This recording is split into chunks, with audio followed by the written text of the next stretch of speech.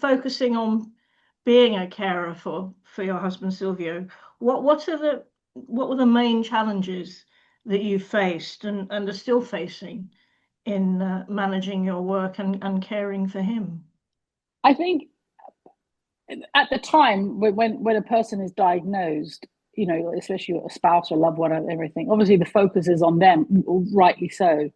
And then, but then the life stops, and you're expected to carry on with everything else, Yeah, and also because being a caregiver of someone with a complex condition is a full-time job, and you've got to do it on top of everything else.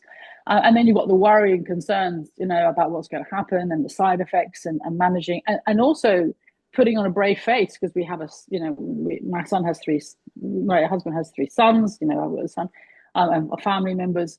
And you've also got to be that person who communicates. You've got to try and be that, be the sort of the PR consultant with the own family. And at the same time, you've got to work as well. And in the early days where there were so many tests and scans, and you don't want to leave your husband by himself, you know, you want to be there. So having to juggle appointments, and sometimes these things would happen at the last minute.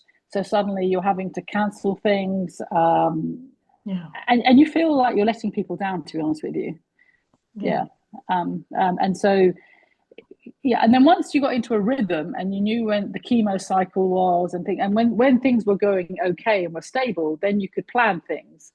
But unfortunately, so my husband actually ended up having sepsis 3 times during his whole wow, 18 months period. And the first time was particularly acute. And once you've been through it, then you build up experience. But the first time was horrific, to be honest with you. And we nearly lost him. And we spent 54 hours in A&E with him as well. And I won't go. That's a story for another day.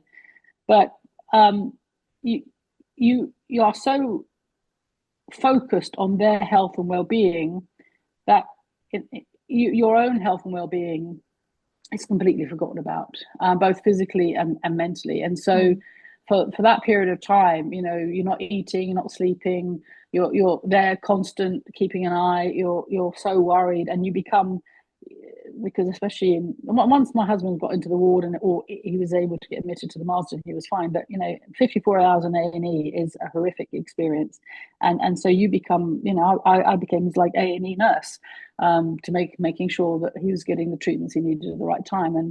And I'm not medically qualified, but I tell you, I became his strongest advocate, mm, and that's what you need to do. But that takes energy, and all the energy reserves that you have for yourself.